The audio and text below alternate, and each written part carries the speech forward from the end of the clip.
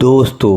22 million यानी कि 2.2 करोड़ के पॉपुलेशन वाले इंडिया के पड़ोसी देश श्रीलंका आज सबसे severe economical and financial crisis के दौर से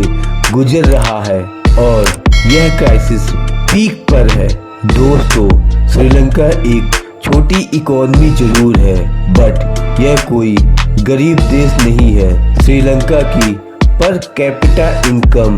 इंडिया से काफ़ी ज़्यादा है। तो दोस्तों, ऐसा क्या इवेंट हुए जिससे कि श्रीलंका की इकोनॉमी ज़मीन पर आ गई? मैं यहाँ पर आपको बताना चाहता हूँ कि यह कोई महज अचानक नहीं हुआ। ऐसा होने के लिए श्रीलंका को दशकों लगा है। दोस्तों, आपको यह जानकर हैरानी होगी कि सिचुएशन ऐसी हो गई है कि रोटी, कपड़ा, फ्यूल जैसे बेसिक नीड को मार्केट में डिस्ट्रीब्यूट करने के लिए कुछ जगह श्रीलंका गवर्नमेंट को श्रीलंका आर्म फोर्स को डिप्लॉयड किया गया और फूड शॉर्टेज इतना हो गया है कि कोई भी पर्सन एक लिमिट से ज़्यादा फूड नहीं खरीद सकता है। इसके अलावा पेपर की एक्यूट शॉर्टेज की वजह से वहाँ लाखों स्टूडेंट के एग्जाम तक कैंसिल कर दिए गए हैं और इलेक्ट्रिसिटी की इतनी शॉर्टेज हो गई है कि होम, ऑफिस, स्कूल में नाइट या होल डे इलेक्ट्रिसिटी कट रहती है और सिचुएशन इतनी खराब हो गई है कि श्रीलंकन प्रेसिडेंट को देश में पब्लिक इमरजेंसी डिक्लेयर करनी पड़ी। वैसे तो श्रीलंका की इकोनॉमी को कोलैप्स होने के लिए कई रीजन्स हैं, लेकिन हम यहाँ पर कुछ पहलुओं पर हम थोड़ा विस्तार से जानेंगे। दोस्तों, श्रीलंका की इकोनॉमी का कोलैप्स होने के लिए कुछ बेसिक रीजन हैं, जैसे कि श्रीलंका में काफ़ी टाइम से सिविल वॉर हुआ। दोस्तों, श्रीलंका में जो पॉपुलेशन है वह मेनली दो पार्ट में है। पहला सिंघाला जो बुद्धिज्म है, जो कि श्रीलंका की पॉपुलेशन का 75% है, और दूसरा है तमिल जो कि श्रीलंका की पॉपुलेशन का 12% है और बाकी माइनॉरिटी पे है। दोस्तों, सिंघाला और तमिल में हिस्टोरिकल और पॉलिटिकल मतभेद बहुत ही ज़्यादा है और यह मतभेद इतने ज़्यादा है कि 1983 से लेकर 2009 तक श्रीलंका में सिविल वॉर हुआ, जहां पर जो तमिल है वह श्रीलंका से हटकर एक अलग देश बनाना चाहते हैं और इस वॉर से श्रीलंका की इकोनॉमी बहुत ज़्यादा वीक हो गई और जिसकी वजह से फॉरेन इन्वेस्टर श्रीलंका को इन्वेस्टमेंट की पर्पज से अनस्टेबल समझने लगे और जो पैसा नेशनल डेवलपमेंट के लिए खर्च हो सकता था वही पैसा नेशनल सिक्योरिटी के लिए खर्च होने लगा। लेकिन बाद में 2009 में यह सिविल वॉर कंट्रोल हो गया, बट ट्रेड और इन्वेस्टमेंट और साथ ही एक्सपोर्ट के मामले में श्रीलंका बहुत ही पीछे हो गया था। दोस्तों, श्रीलंका की इकोनॉमी को कोलैप्स होने के लिए दूसरा मेन बड़ा रीजन है चाइना का बढ़ता हुआ कर्ज। 2008 में श्रीलंका की गवर्नमेंट ने यह डिसाइड किया कि जिस तरह से इनका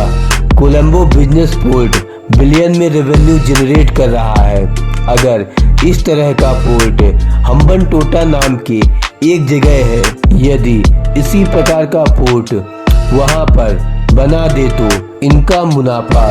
जस्ट डबल हो जाएगा। तो श्रीलंकन गवर्नमेंट ने हम्बनटोटा पोर्ट के नाम का एक ड्रीम प्रोजेक्ट को लेकर यूएसए और इंडिया दोनों कंट्री के पास गए, जहां पर दोनों कंट्री के फाइनेंशियल एनालिस्ट ने इस प्रोजेक्ट को रिव्यू किया और बाद में इंडिया और यूएसए दोनों इस प्रोजेक्ट को रिजेक्ट कर दिया और यूएसए एंड इंडिया दोनों का सेम रिप्लाई था कि जो रेवेन्यू आप एक्सपेक्ट कर रहे हो वह इस प्रोजेक्ट से पॉसिबल ही नहीं है और यह प्रोजेक्ट फाइनेंशियली पैसा रिकवर नहीं कर पाएगा, जिसके बाद श्रीलंका इवेंचुअली इस प्रोजेक्ट को लेकर श्रीलंकन गवर्नमेंट ने चाइना के पास गए और उनसे लोन लेकर पोर्ट बनाया और एट लास्ट यह प्रोजेक्ट फेल हो गया। दोस्तों, मैं आपको यहाँ पर बताना चाहता हूँ कि यह फैक्ट चाइना को पहले ही पता था, यानी कि चाइना श्रीलंकन गवर्नमेंट को लोन देने के पहले ही पता था कि यह प्रोजेक्ट वर्कआउट नहीं करेगा। लेकिन चाइनीज कंपनी की स्ट्रेटजी काफ़ी अलग होती है। चाइना पहले डेवलपिंग कंट्री में पैसा लगाता है और इसके बाद उस डेवलपिंग कंट्री के प्रोजेक्ट को चाइनीज कंपनी ही स्टार्टअप करती है और उस प्रोजेक्ट की फाइनेंसिंग भी चाइनीज बैंक ही लेंड करता है। और जब प्रोजेक्ट फेल हो जाता है और कंपनी के पास प्रेशर आता है, तब चाइना उन प्रोजेक्ट को फेल होने तक वेट करता है। फिर चाइना उसी प्रोजेक्ट को उस कंट्री से कौड़ियों के भाव खरीद लेता है, यानी कि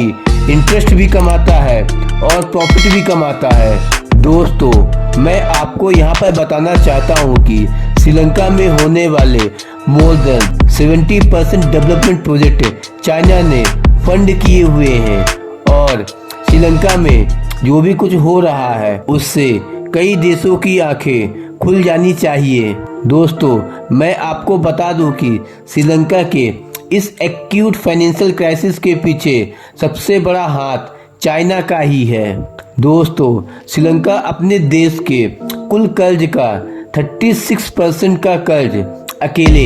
एक देश चाइना से लिए हुए हैं। श्रीलंका ने हम्बनटोटा पोर्ट को बनाने के लिए चाइना से $1.3 बिलियन का उधार लिया, लेकिन यह पोर्ट बनने के बाद भारी नुकसान में चला गया। दोस्तों, हम्बनटोटा पोर्ट जो श्रीलंका को ट्रेड हब बना सकता था वह फ्लॉप हो गया और मजबूरी में श्रीलंकन गवर्नमेंट ने इसके 80% share Chinese merchant group limited को दे दिए और साथ ही ये पूरा पोर्ट इस कंपनी को 99 सालों की लीज पर दे दिए, यानी कि चाइनीज कंपनी का 99 सालों के लिए इस पोर्ट पर कब्जा हो गया। दोस्तों, श्रीलंकन इकोनॉमी का कोलैप्स होने का दूसरा रीजन है कोविड के जस्ट पहले 2019 में गोटा राजपक्षे की गवर्नमेंट पावर में आई। 2019 में गोटा राजपक्षे की गवर्नमेंट ने देश में बहुत बड़े बड़े टैक्स कट अनाउंस किए और वैट को 15% से लेकर 8% कर दिया गया ताकि लोग ज़्यादा एक्सपेंस कर सके। लेकिन वहाँ की जनता ऑलरेडी अनएम्प्लॉयमेंट और बिजनेस लॉस की वजह से उनकी एक्सपेंडिंग ऑलरेडी कम थी। गवर्नमेंट के टैक्स कम करने से गवर्नमेंट का टैक्स रेवेन्यू भी कम हो गया और यहाँ तक कि टैक्स रेवेन्यू 30% से भी ज़्यादा तक टैक्स रेवेन्यू कम हो गया और उनके फाइनेंशियल डेफिसिट इतना ज़्यादा हो गया कि उन्हें गवर्नमेंट को चलाने के लिए उन्हें बाहर से लोन लेना पड़ा। दोस्तों, इसके अलावा इनके इकोनॉमी को कोलैप्स होने के लिए एक और बहुत बड़ा रीज़न यह है कि श्रीलंका पहले वर्ल्ड की एक पॉपुलर हॉलिडे डेस्टिनेशन हुआ करता था, जहां एवरी ईयर लाखों की तादाद में श्रीलंका की टूर करने के लिए यहां पर लाखों विदेशी आया करते थे। श्रीलंका की फाइनेंशियल क्राइसिस में यहां की टूरिज्म इंडस्ट्री का कोलैप्स होना एक बहुत बड़ा रीजन है। दोस्तों, 2018 तक श्रीलंका की जीडीपी का 13 से 15% शेयर टूरिज्म से आता था, लेकिन 2019 में श्रीलंका की कैपिटल कोलंबो में 21 अप्रैल 2019 में ईस्टर डे के दिन कई जगह बम ब्लास्ट हुए और कोलंबो में अचानक से बम ब्लास्ट होने पर 200 लोगों की मौत हो गई। श्रीलंका के लोग डर गए और श्रीलंका में आने वाले विदेशी सैलानी भी डर गए और इस पूरे घटनाक्रम में श्रीलंका के पूरे टूरिज्म इंडस्ट्री पर बहुत बड़ा असर पड़ा, जिसमें कॉमन पब्लिक के साथ साथ 45 विदेशी सैलानी भी मारे गए और इस दिन से बुरा वक्त शुरू हो गया और कोविड पैंडेमिक के आते आते श्रीलंका की टूरिज्म इंडस्ट्री बिल्कुल ठप सी हो गई। दोस्तों, इन सारी वजहों से श्रीलंका इकॉनमी कोलैप्स होने के कगार पर खड़ी थी, यानी कि श्रीलंका में जो भी डेवलपमेंट था वह लोन के बेसिस पे था, जिसको पे करने के लिए कोई ठोस प्लान नहीं था और कुछ हद तक श्रीलंका की इकॉनमी टूरिज्म पर चलती थी। बट ग्लोबल पैंडेमिक ने बची कुची कसर कोविड ने कर दी और कोविड की वजह से इंटरनेशनल ट्रैवल बंद हो गया। कोविड-19 के पैंडेमिक के मल्टीपल वेव अटैक उनके टूरिज्म सेक्टर को टोटल कोलैप्स कर दिया और टूरिज्म पे डिपेंडेंट श्रीलंका की सारी इंडस्ट्री कोलैप्स हो गई। और इसके अलावा 2021 में श्रीलंकन गवर्नमेंट ने एक बहुत ही गलत स्टेप लिया, जिसमें श्रीलंकन गवर्नमेंट ने ऑर्गेनिक फार्मिंग को प्रमोट करने के लिए वहां श्रीलंका गवर्नमेंट ने रातों रात देश भर में फर्टिलाइजर और पेस्टिसाइड्स को पूरी तरह से बैन कर दिया और कहा कि देश भर में केवल ऑर्गेनिक फार्मिंग ही होगी। उसके पीछे श्रीलंकन गवर्नमेंट ने यह तर्क दिया कि फर्टिलाइजर और पेस्टिसाइड्स की वजह से श्रीलंका को बाहर से इंपोर्ट करना पड़ता था और वो फर्टिलाइजर इंपोर्ट को फिनिश करके वह अपने फॉरेन रिजर्व बचाना चाहते हैं और पेंडेमिक से हिट हुए इकॉनमी को ट्रैक में लाने के लिए लास्ट ईयर अप्रैल में केमिकल फर्टिलाइजर के इंपोर्ट पर सडनली बैन लगा दिया गया और कंट्री को पूरी तरह से ऑर्गेनिक फार्मिंग पर शिफ्ट करने के लिए कहा गया और गवर्नमेंट के अनुसार ऑर्गेनिक फार्मिंग पर शिफ्ट करने से उनको अप्रॉक्स $400 मिलियन के फॉरेन रिजर्व के फायदे हो सकते हैं। बट अचानक से लगा बैन, फार्मर उसे निगेटिव होकर गवर्नमेंट को प्रोटेस्ट करने लगे, जिसकी वजह से श्रीलंका में फसलों की उत्पादन में कमी आ गई और वहां फूड शॉर्टेज देखने को मिला, जिससे फूड आइटम के प्राइस तेजी से बढ़ने लगे। दोस्तों, इसके अलावा श्रीलंका की करेंसी डिप्रिसिएशन की वजह से वहां इन्फ्लेशन आसमान को छूने लगा और जब गवर्नमेंट के पास बाहर से सामान मंगवाने के लिए फॉरेन रिजर्व नहीं बचे, ऐसे में करेंसी की वैल्यू गिरने लगी, जिसकी वजह से श्रीलंकन करेंसी एकमात्र कागज का टुकड़ा बन के रह गई। क्योंकि यदि देश में इसेंशियल कमोडिटी जैसे बेसिक चीज़ों की शॉर्टेज हो जाएगी और जब कमोडिटी ही नहीं रहेगी तब उस पैसे से लोग खरीदेंगे ही क्या। श्रीलंकन गवर्नमेंट के पास इसेंशियल कमोडिटी की शॉर्टेज होने की वजह से पैसा वहां बेकार हो गया, क्योंकि श्रीलंका में फॉरेन रिजर्व लास्ट 2 ईयर में 70% से भी ज़्यादा कम हो गया, जिससे वह अपने कंट्री के लिए बेसिक इसेंशियल कमोडिटी भी इंपोर्ट नहीं कर सकते हैं। दोस्तों, श्रीलंका की इकॉनमी को ट्रैक में लाने के लिए इंडिया ने $1 बिलियन से भी ज़्यादा क्रेडिट सुविधा प्रदान किया, जिससे कि श्रीलंकन गवर्नमेंट इसेंशियल कमोडिटी जैसे बेसिक प्रोडक्ट को खरीद कर अपनी जनता को मुहैया करा सके। दोस्तों,